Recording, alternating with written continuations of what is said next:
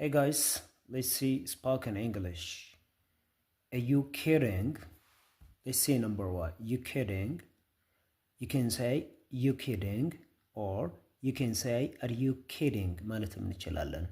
Are you kidding ማለትም እንችላለን ወይም are you kidding ማለት ንኽእል ወይም you kidding ማለት እንችላለን ወይም you kidding ክንብል ንኽእል ኢና ማለት እዩ።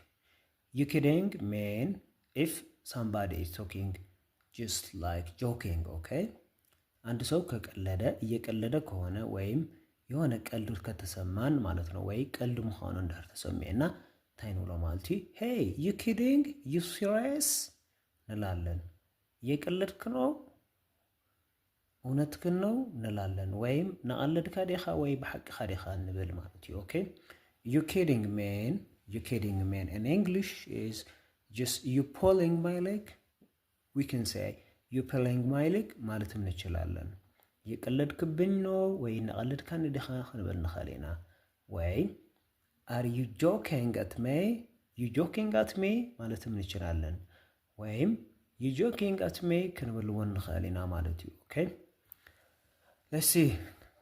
The next one is let's hang out at 7 mean just let's meet at 7 see you at 7 ማለት ነው ወይም 7 ሰዓት ላይ እንገናኝ ወይም 7 ሰዓት ንራኸብ ክንብል እንጥቀመሉ ማለት እዩ። let's hang out at 7 mean okay?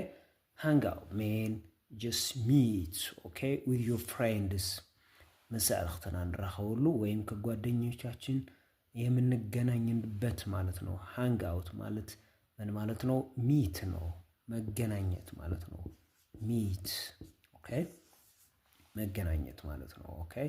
so let's hang out 7 mean 7 ሰዓት ላይ እንገናኝ ማለት ነው። or see us at 7 mean 7 ሰዓት ላይ እንገናኝ ወይም 7 ሰዓት እንረኸብ ማለት ይትርጉሙ። okay? okay, next one is hit the book. hit okay? T is soft D in American English. ኩል ጊዜ T soft D አትነበብ ወይም soft D እናነበዋለን T ማለት ነው። so hit the book ማለትም እንችላለን። hit the book ክንብለው ንኽእል ኢና okay?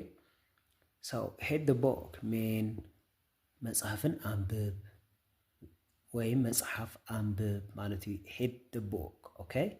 hey you gotta hit the book okay to pass the exam.